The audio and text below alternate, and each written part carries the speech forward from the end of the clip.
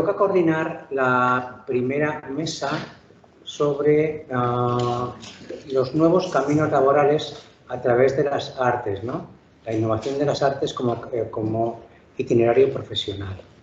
Como esto viene a seguir a continuación de la intervención que acabo de hacer, y yo ya he hablado demasiado, entonces voy a pasar la palabra de izquierda a derecha, si os parece bien, que los componentes de la mesa y las componentes se puedan presentar. Una vez que se hayan presentado, formulo unas preguntas, unos ejes discursivos, y lo importante es que, como retomo con lo que acabé, es que se crea energía emocional, es decir, que de aquí surja ¿no? Energía emocional y que surjan propuestas o argumentos que nos interesen a todos. Así que, si os parece bien, doy la palabra a mi izquierda. Te presento.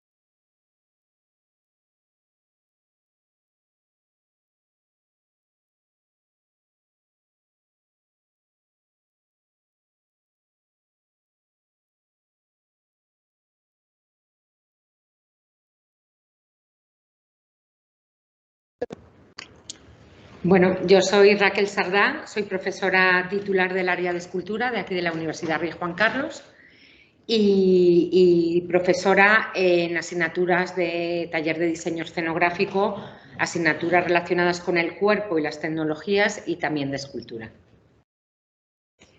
Bueno, mi nombre es Rosa de las Heras, soy directora del Máster Universitario en Estudios sobre Danza de la Universidad Internacional de La Rioja.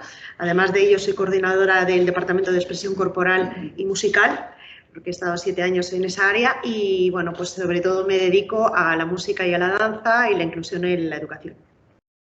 Yo soy Vicente Alemany, soy profesor del área de pintura, soy coordinador del área de pintura. Actualmente dirijo el Máster en Prácticas Artísticas Contemporáneas y mi docencia va desde la pintura hasta el diseño escenográfico. Bueno, pues realmente, como ellos mismos se han presentado, es un perfil, o sea, tienen perfiles muy complementarios, muy interesantes, todos ellos realmente. Si me quería escapar una cosa, pero cuando ha hablado María, salió hace muy poquito un paper de Leonora Belfiore, una profesora que la sigo mucho sobre el tema de un análisis muy interesante sobre tu trabajo. Ya te pasaré la referencia sobre la dimensión social, la labor que hacen los artistas que tienen esta prioridad social. Muy interesante, que pasaré y que en el capítulo que tendremos que redactar, pues lo pondré en la referencia bibliográfica. Bueno, pues las preguntas, esto se quedó un poco en negro nuevamente. Mi sino es que el ordenador se quede en negro, entonces no puedo ver nada ni las preguntas ni nada, pero en cualquier caso, no hay ningún problema porque vamos claro, vamos a intentar que se genere una energía emocional con esta mesa. ¿Qué os parece? ¿Hasta qué punto este emprendimiento, María, vamos a empezar si quieres un poco con tu labor, hasta qué punto el arte hoy cada vez busca más o se legitima más con el social?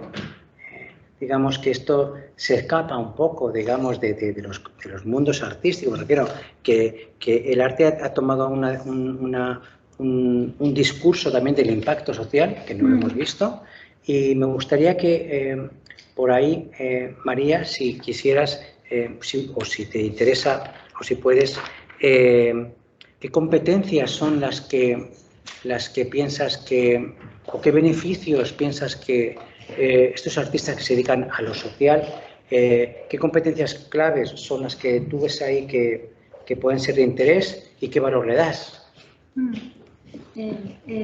Mira, me ha venido al pelo, porque estos días me estaba leyendo un artículo del cual participas que se llama Economía y Cultura, y hay uno de los artículos de Victoria Teca, que ella lo que dice es que el impacto en la cultura se da por hecho, ya está, ¿no? Es más, de pronto aparecen los 17 ODS y no hay un ODS de cultura porque, claro, la cultura es transversal, ¿no? Entonces, nosotras sí que creemos mucho en que, claro que el impacto está, pero no debe darse por hecho, sino que hay que medir qué pasa con eso, ¿no? Y qué huella estamos dejando, ¿no? Para nosotras, cuando hablabas de impacto, para nosotras el impacto es la huella que dejas cuando te vas. Por tanto, eso significa que mientras estás, no lo ves el impacto, lo ves cuando te levantas y te vas, ¿no?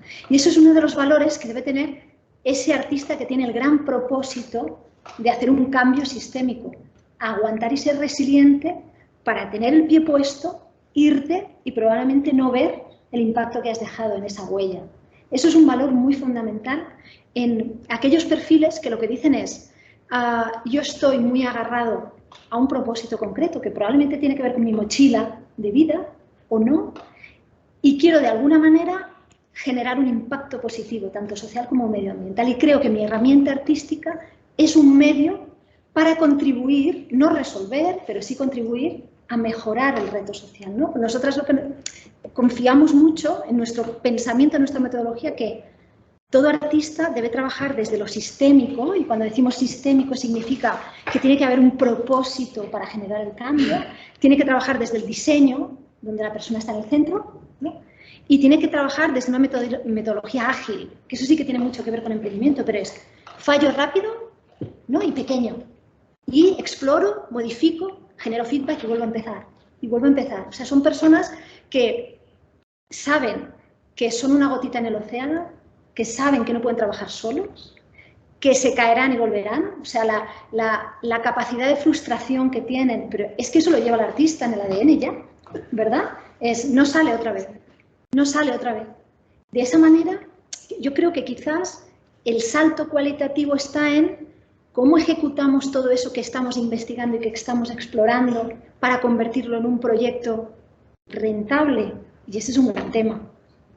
Tiene que ser rentable sí o no, pero en el momento que soy capaz de entender que el trabajo que yo realizo tiene que permitirme ser sostenible en mi vida, lo voy a tener que hacer rentable sí o sí, o al menos que no tenga pérdidas. Entonces, bueno, ahí hay algunos aspectos interesantes con los que movernos, ¿no? No todos estamos en el mundo del emprendimiento, ni queremos estarlo. Los que estamos y queremos tener una contribución social, somos personas que tenemos un propósito y una raíz muy fuerte y que la vamos a tener siempre. Y a lo mejor dejamos de emprender, pero hacemos intraemprendimiento y estamos trabajando en la universidad emprendiendo proyectos como el congreso de hoy, ¿no? Que probablemente será espejo para otros y se podrá, ¿no?, replicar, ¿no? Por ahí va. Tenéis aquí. Bueno, yo coincido contigo en estos aspectos. A mí de entrada, cuando planteamos el tema, ¿no?, del Congreso, a mí de entrada me cuesta un poco entender, voy a ser aquí un poco outsider, ¿no?, un poco de resistencia, ¿no?, esa relación entre arte, enseñanzas regladas. A mí ese es el primer impacto de este ecosistema del que formamos parte, ¿no? Creo que, y me voy a referir en el caso concreto a la universidad, porque es en el ámbito en el que yo me manejo, creo que la universidad no ha entendido demasiado bien las necesidades de las disciplinas artísticas. Para mí hay un factor fundamental que, bueno, indirectamente ha salido, pero creo que es determinante en lo que es la creación artística, y es el factor tiempo. El tiempo del arte es un tiempo diferente al de cualquier otra disciplina. si no suceden cosas y no dejamos tiempo para que sucedan cosas, probablemente nunca innovaremos artísticamente. Desde mi punto de vista, siempre se ha vinculado mucho la innovación con la tecnología, pensando en disciplinas de ciencia, por ejemplo. Pero la innovación en arte, y ya aquí me refiero concretamente a mi conocimiento, que es la escultura, necesita de un tiempo extenso. Y todas las enseñanzas regladas parecen apuntar en otra dirección, ¿no? Ese es para mí el escollo del que partimos. Dicho esto, ¿se puede innovar y conectar con lo social desde el arte? Totalmente de acuerdo. Es más, creo que es la única o una de las únicas maneras de empezar a construir, cuestiones nuevas, porque la necesidad social cambia cada día y siempre hay nuevas necesidades. Pongo, por ejemplo, sostenibilidad, ecofeminismo, cuestiones que tienen que ver con conflictos, con memoria, con identidad, es decir, una cantidad de temas tan extensos que cada día provocan noticias que deberían incentivar reacciones artísticas, ¿no? Y por eso creo que hay mucho por hacer en ese territorio y que la innovación y el emprendimiento, ¿no?, para buscar soluciones desde lo artístico es imperioso y necesario cada día. Muy interesante esto que refieres a lo del tiempo, nos lo apuntamos para después, ¿vale? Os dejo la palabra, Vicente o Rosa. Sí, bueno, yo quería continuar un poco en la línea de la compañera Raquel en relación a lo que es la innovación y la tecnología, ¿no? Ella ha argumentado que casi siempre, ¿no?, se relaciona la innovación con la tecnología. Necesariamente no es así. O sea, de hecho, están los debates de ventajas e inconvenientes del uso de la tecnología y no voy a entrar en eso, pero lo que sí que es cierto es que también desde el mundo de la danza y de la música, que es, bueno, mi área y donde yo puedo comentar, existen herramientas tecnológicas que como herramientas nos sirven para distintos aspectos, para la docencia, para la investigación, y eso implica pues software como Kinovea, software como Elan, que analizan el movimiento, podemos ver una coreografía, ver un movimiento y saber qué aspectos están presentes, cuáles no y cuáles podemos en base a eso mejorar o no. También para investigar, porque también he utilizado software como el Sony Visualizer, que es un software de sonido para el ritmo, en caso mío, concreto para el zapateado flamenco, de cual se han salido artículos científicos que nos hablan de revistas de impacto, que nos hablan pues eso de unos estudios experimentales, de control. ¿Para qué? Pues para ejercer en la docencia esa innovación, es decir, ver si realmente funciona o no funciona a través de una herramienta que es software, pero podría haber sido otra, ¿no? Y en el fondo lo que nos mueve es eso, nos mueve que lo artístico. Luego iremos al tiempo, en el cual, por ejemplo, en el mundo de la danza es tan cortito y uno pues tiene un tiempo para bailar y luego tiene un tiempo para reciclarse en distintas cuestiones que luego, si quiere, abordamos en lo que respecta a las salidas o los profesionales que también están, ¿no?, en esta mesa, ¿no?, de qué salidas profesionales del arte, ¿no? Pues también la docencia, la investigación, como futuras salidas profesionales en la música, en la danza y bueno, pues también tanto música como danza, y ya con esto termino para no comerme el espacio de los compañeros, están en el sistema educativo. En el sistema educativo desde que empezamos, desde educación infantil hasta el bachillerato, ¿no? Y precisamente por eso todas las tendencias en lo que se conoce como innovación educativa, que es otro debate, pero bueno, pues el aprendizaje en proyectos, el aprendizaje cooperativo, Flipped Classroom o en la gamificación, están presentes también a través de pues, videojuegos, por ejemplo, de danza, Dance Revolution, Just Dance, o de música como el karaoke o ciertas herramientas que pueden hacer acercar disciplinas artísticas en general a todo alumnado, desde infantil hasta últimas enseñanzas, ¿no? Vicente. Pues yo quería, un poco atando todos los temas que han surgido, acordarme de una famosa entrevista con un escultor, con Rodin, en esos primeros años del siglo XX, en un momento en el que el arte era algo que presumía de su inutilidad y que se identificaba con las altas, podríamos decir, jerarquías sociales, ¿no? Y entonces al final de la entrevista dice, bueno, el arte, le dice el entrevistador, el periodista Paul Hessel, le dice, bueno, el arte es algo especialmente inútil desde el punto de vista social. Y de eso se presumía hace poco más de 100 años, ¿no? Y entonces la respuesta de Rodin, que era un hombre profundamente orgulloso de su origen humilde y de su condición de trabajador, dice, de eso nada. El arte es la cosa más importante socialmente, porque tiene una capacidad de transformación enorme, y es que el artista es el único en toda la cadena social que trabaja por placer, por el placer de hacerlo bien.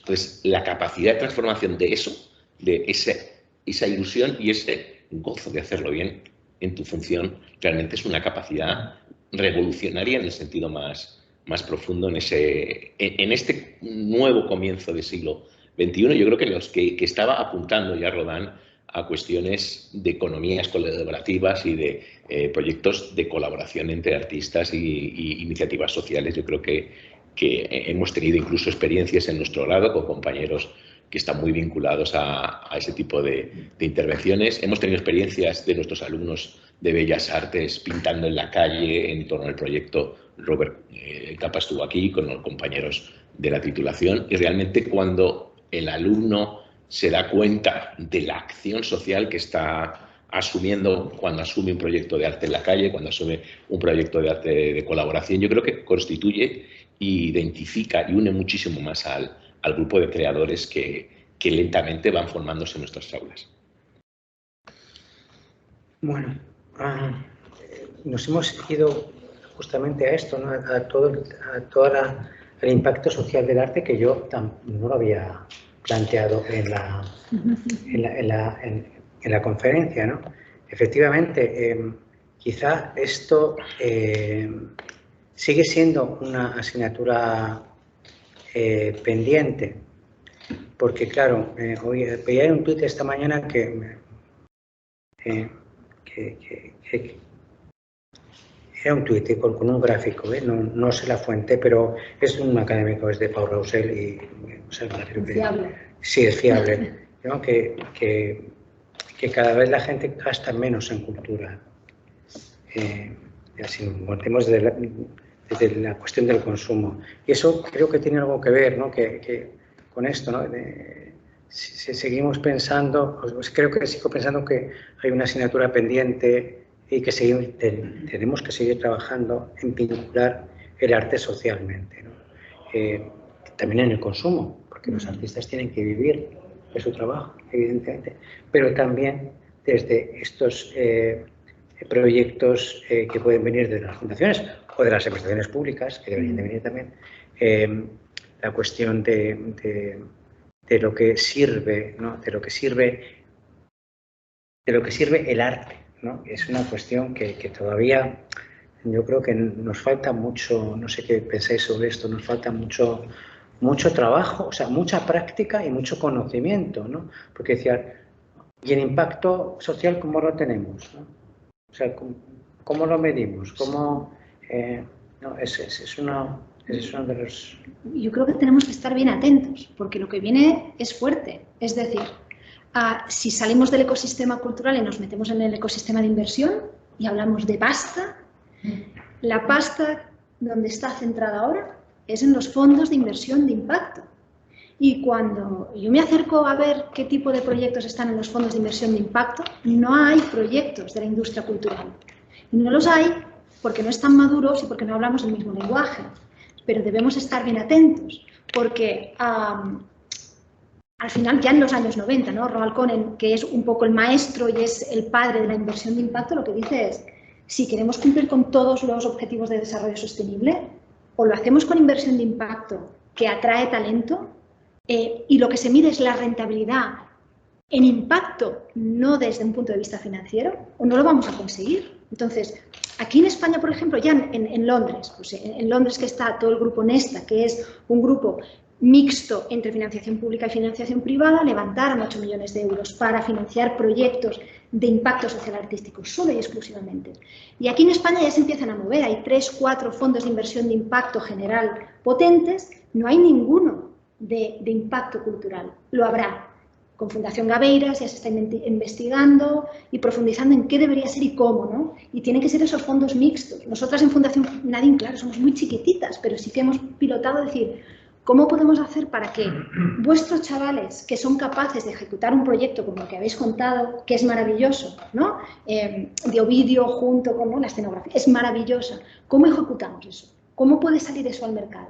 Para que salga, alguien tiene que invertir, alguien tiene que generar una primera oportunidad.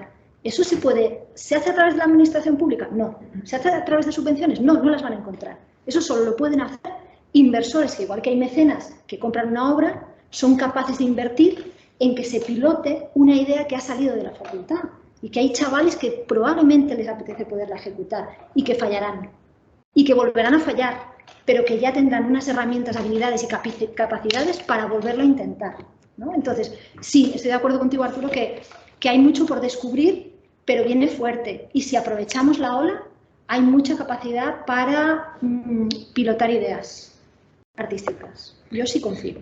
Sí, no me gustaría, quizá, porque si me voy a un terreno, pues no me puedo callar. El problema es que si tú planteas la cuestión británica y hablas de Nesta y hablas de... Claro, es que hay un ecosistema institucional tan distinto a este. Absolutamente.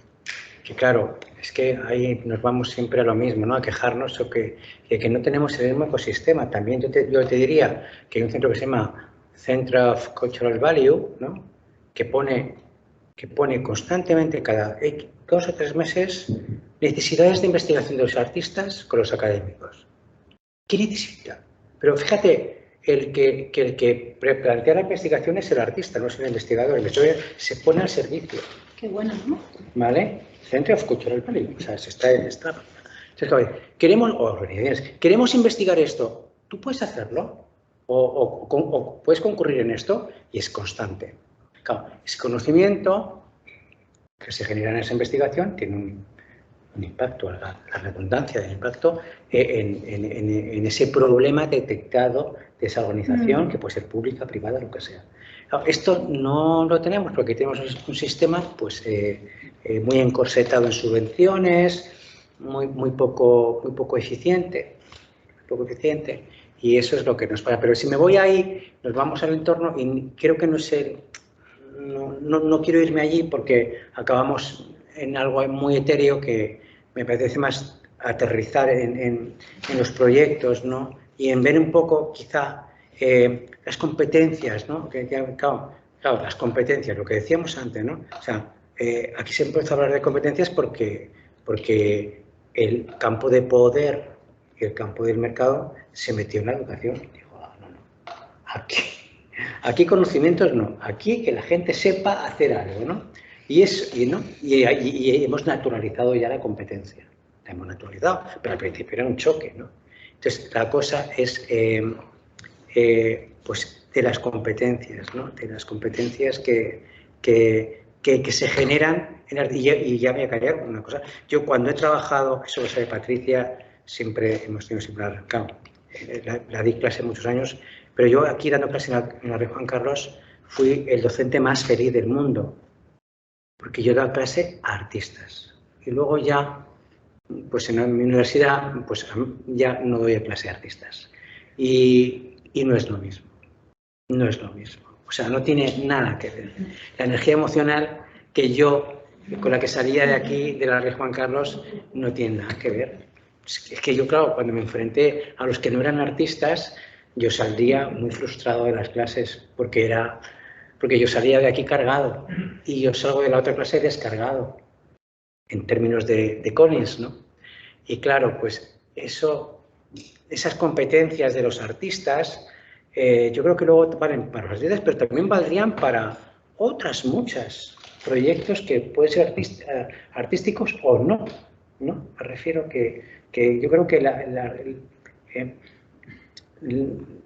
el estudiar arte en un tiempo concreto, que hablaba Raquel, es decir, en un tiempo artesanal, no industrial, ¿vale?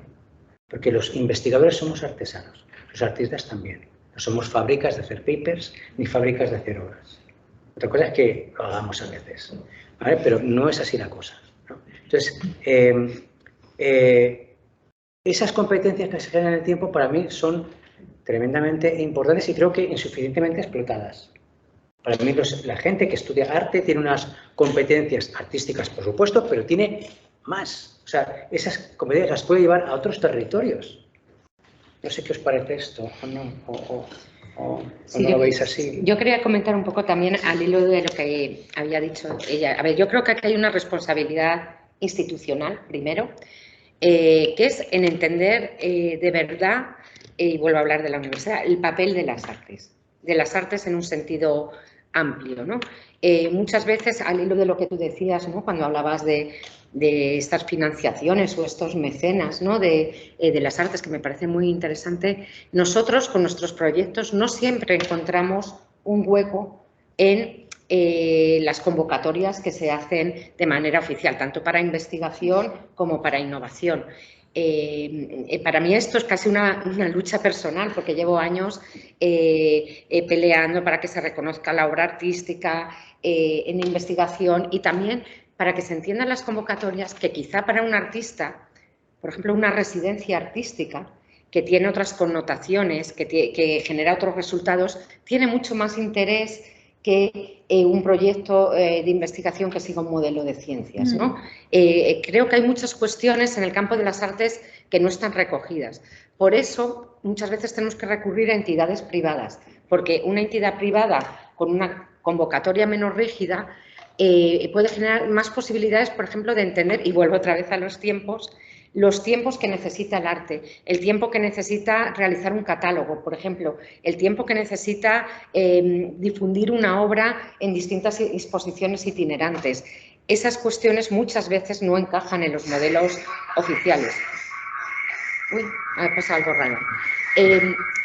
También, por ejemplo, me pongo en el caso de los artículos 83, ¿no? A mí me ha pasado con el mundo de la escena y del flamenco, es decir, quiero hacer un artículo 83 para recoger pues unas acciones de escenografía que estoy haciendo con una compañía, pero solo sé lo que me van a pagar cuando se recoge la taquilla. Pues entonces este modelo ya no sirve. Entonces, yo siento que los artistas estamos dándonos de bruces constantemente contra una pared. Por otro lado está el mensaje de la sociedad.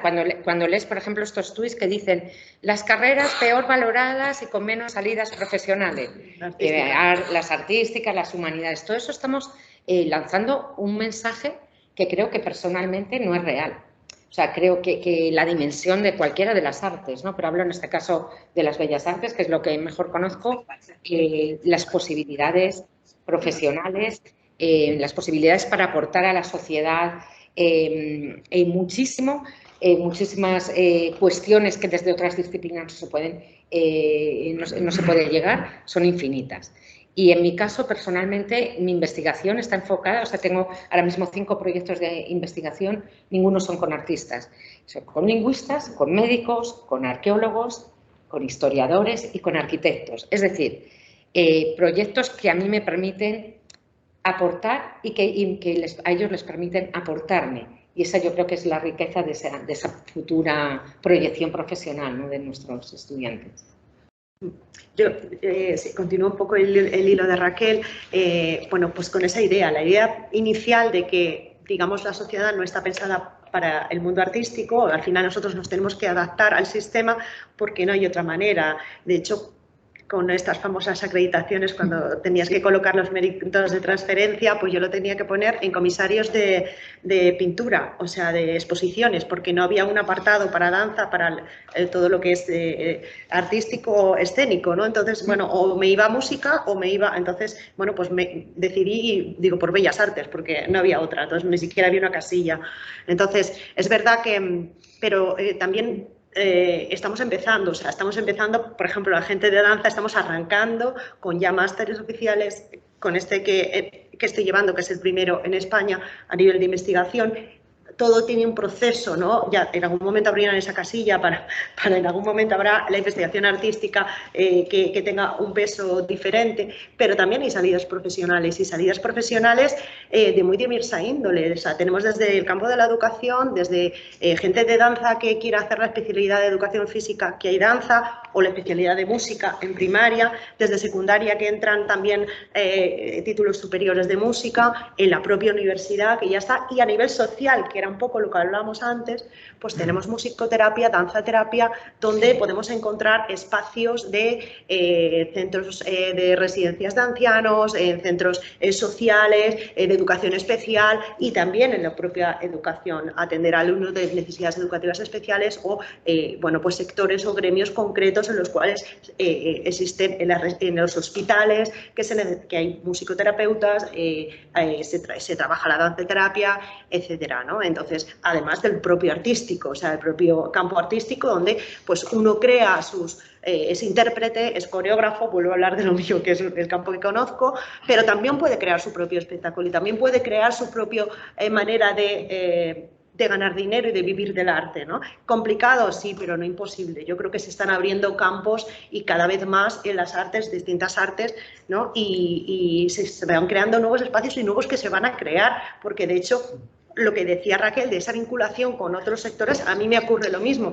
Yo, cuando me dicen, ¿trabajo contigo en tu grupo? Digo, en mi grupo de investigación que llevo, digo, vale, pero yo normalmente me rodeo de gente de otras cuestiones. ¿Para qué? Pues para que me aporten, también para acercar, bueno, crear sinergias de lo que cada uno necesita. No significa que vayamos a ser otra cosa de lo que no somos, pero sí poder enriquecernos de otros campos del saber y que podamos avanzar también igual que la danza se interactúa hoy en día, pues la danza contemporánea con el flamenco, con la danza de teatro, pues igual en el ámbito de la investigación. O sea, está la investigación artística, pero también está la investigación de aspectos de la danza a nivel de psicología, de educación, etcétera, etcétera, ¿no? Entonces, bueno, pues un poco también por ahí.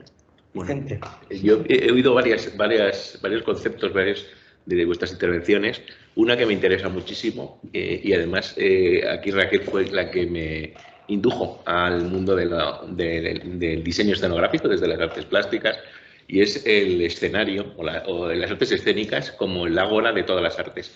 Y esto es algo, bueno, yo creo que es conocido. Picasso fue un revolucionario de las artes escénicas, desde el diseño de escenografía, diseño de vestuario, colaboró con autores, con músicos, con bailarines de primera fila en su momento. Yo creo que eso es algo muy cálido y muy interesante de esas primeras vanguardias, y creo que en ese sentido sí que hay o debería haber una colaboración más estrecha entre todas las actividades, y que el territorio, curiosamente, es en la escena, es donde se escapan todos los límites. Y luego, algunas veces bromea la profesora Sardá con la idea, un día comentaban, bueno, hemos estado participando en una facultad de Derecho, y entonces algún día nos decían que había que hacer una deontología específica para los artistas. Y entonces decía Raquel, bueno, lo que hay que hacer es saltarse todos esos límites. ¿Por qué? Porque la noción básica o la esencia básica de la expresión artística muchas veces trascender cualquier de estas limitaciones. Por tanto, es muy difícil hacer universidad de un tiempo que es artesano. Hay un grandísimo sociólogo que es Richard Sennett, y cuenta que toda su vocación de desarrollo de su sociología se produjo por una frustración que tuvo.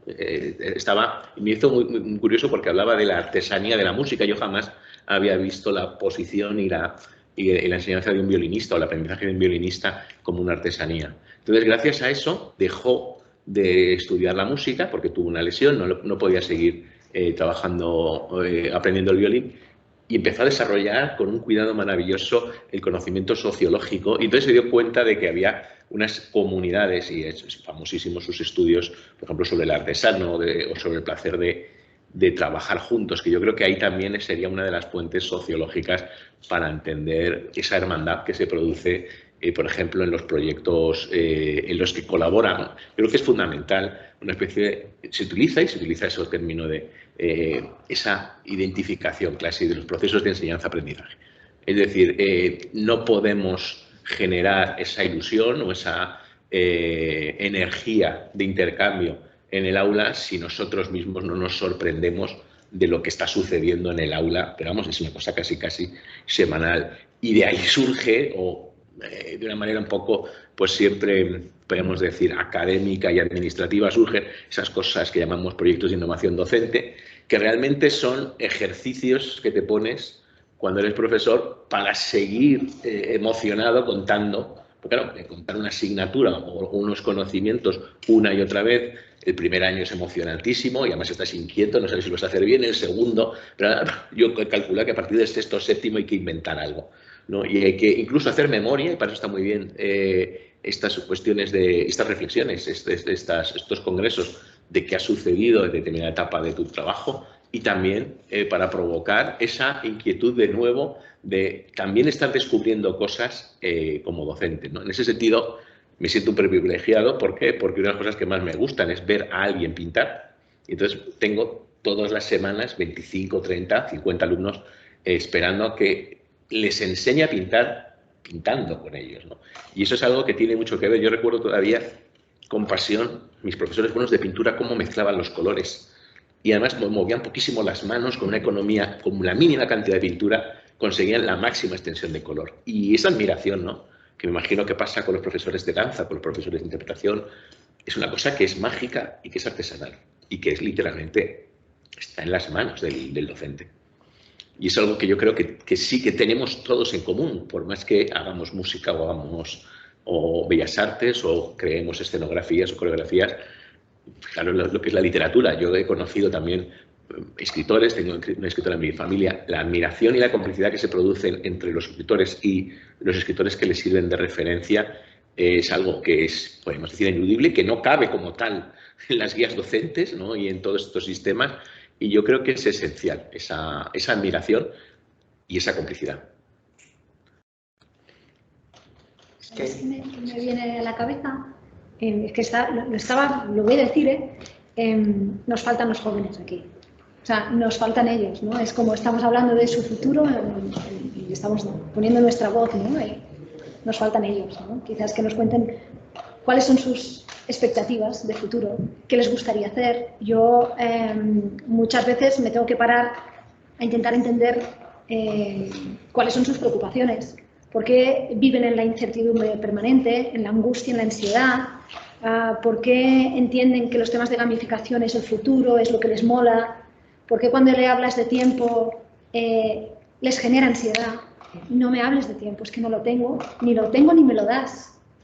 Bueno, simplemente traerlo porque que a veces nos montamos las mesas y generamos nosotras nuestras percepciones, y ellos a veces tienen otras, que tenemos que quizás dedicarle el tiempo a escucharles y adaptarnos nosotros también en qué quieren estar ellos, ¿no? Que nos cuesta, a mí me cuesta un montón.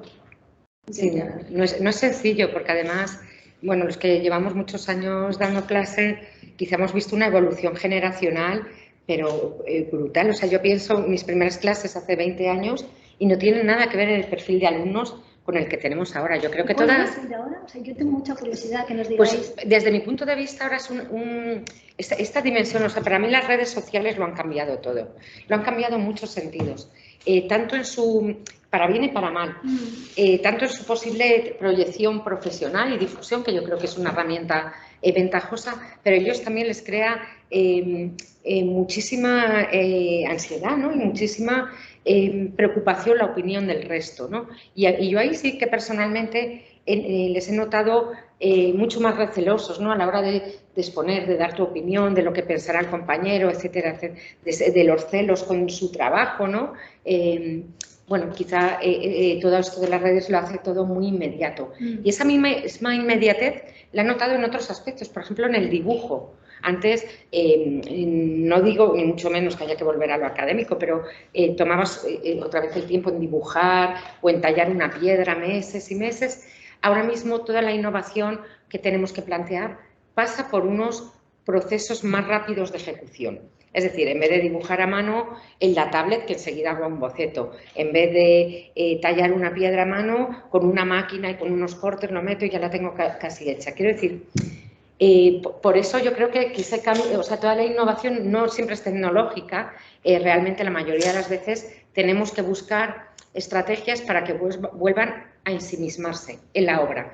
Y eso lo estamos consiguiendo muchas veces con los workshops o los microtalleres, donde eliges una técnica y dices, venga, pues 2 días intensos de taller de cerámica o de joyería o de modelado en pequeño formato, y ahí que hay una relación más cercana con el profesor, más de mesa camilla, como digo yo, ahí es donde puedes conseguir más cosas, porque quizá para los creadores la relación muy de tú a tú es fundamental, es casi como tendríamos que tomarnos café con ellos todos los días, ¿no? Para poder avanzar en ese sentido. Totalmente, la interacción que hablamos, la interacción.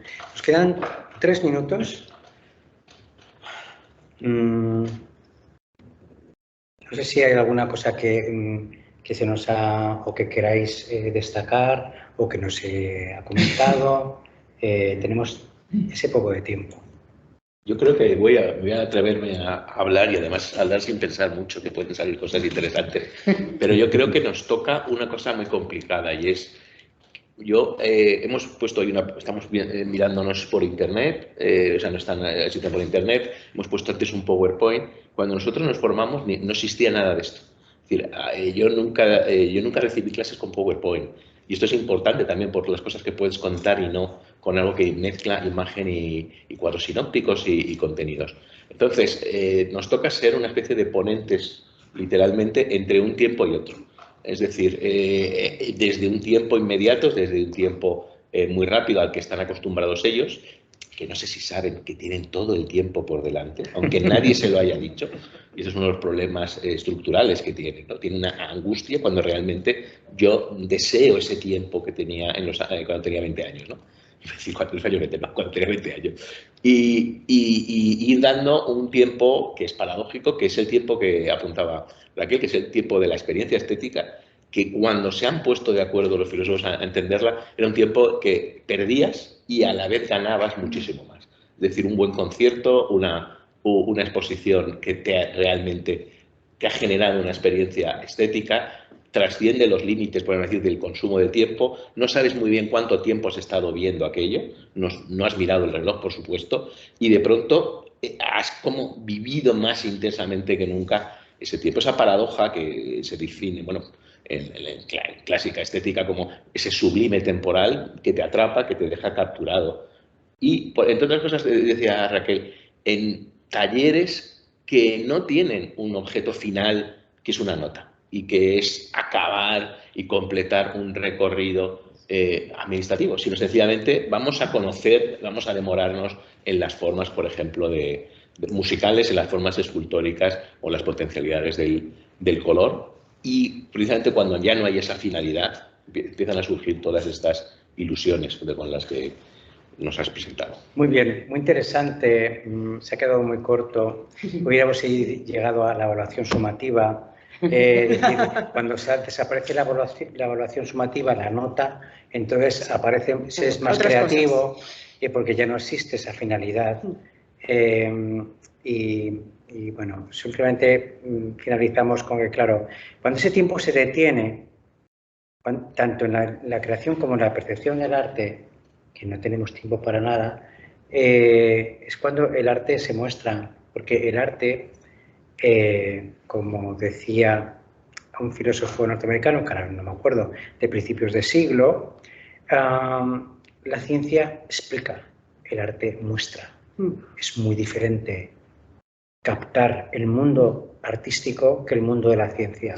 El mundo de la ciencia tú lo llegas a ver a través de la racionalidad, pero el mundo artístico, cuando lo captas, es una experiencia absolutamente única. Y aquí lo dejamos. Muchísimas gracias. Muy interesante. Me ha encantado cómo se ha desarrollado la mesa, de verdad. Gracias. Muchas gracias.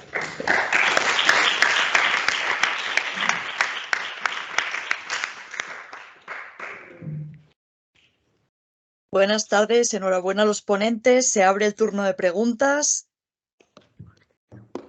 Y ya sabéis, a quienes estáis en línea, que podéis realizarlas previa mano alzada.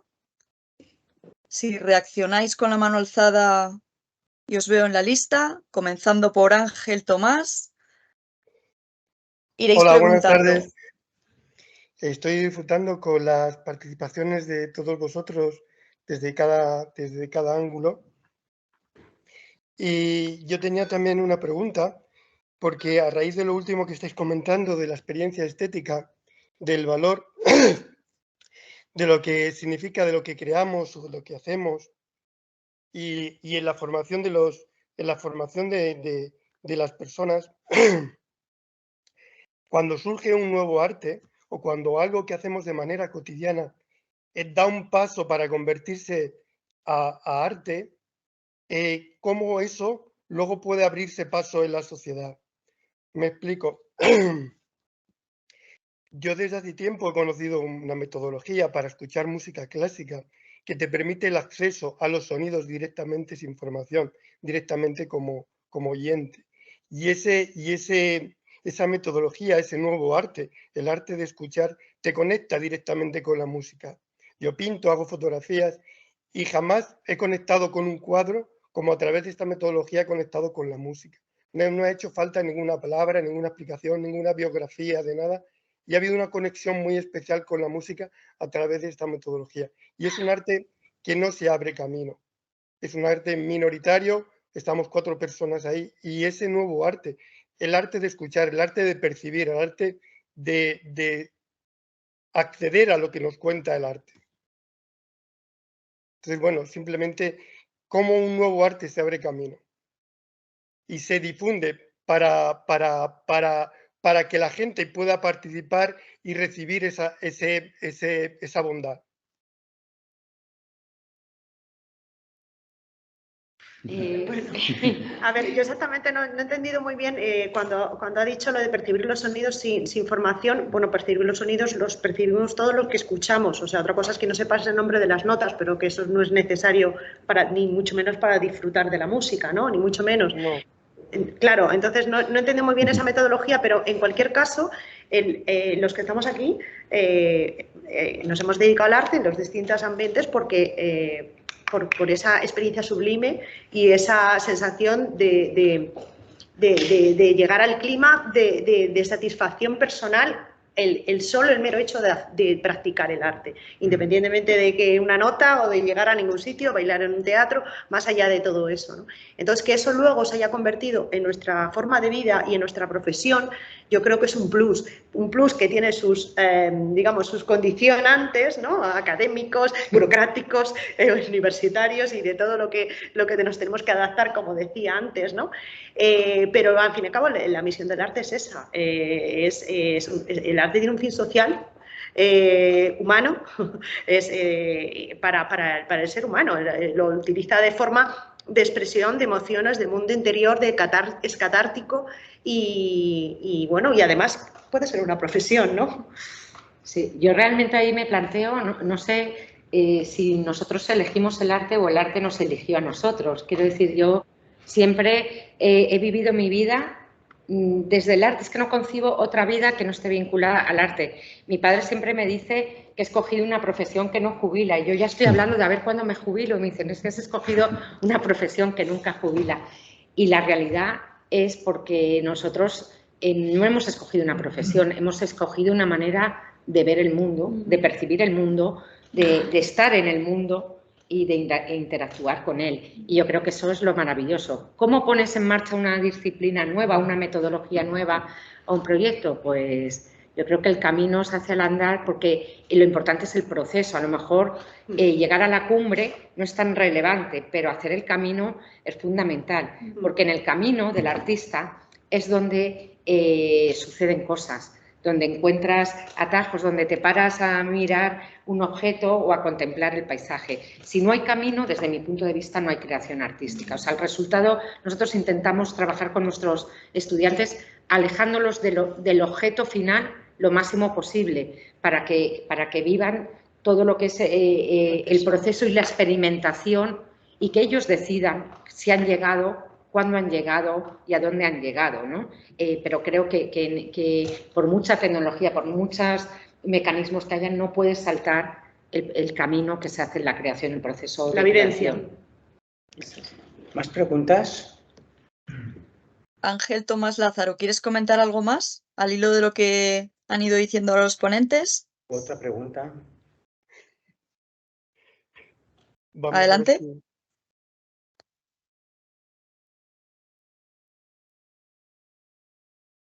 Está bien, gracias. Vale, fenomenal. Bien, pues una vez que tenemos abajo la mano de Ángel Tomás Lázaro, puedes bajar la mano Ya voy. alzada. En principio parece que no tenemos más preguntas en el chat. No sé si alguien desde Móstoles quiere hacer alguna. Yo os haría 500.000. Me voy a abstener porque esto tiene que tener un fin, pero me ha encantado. Bueno, Yo tengo aquí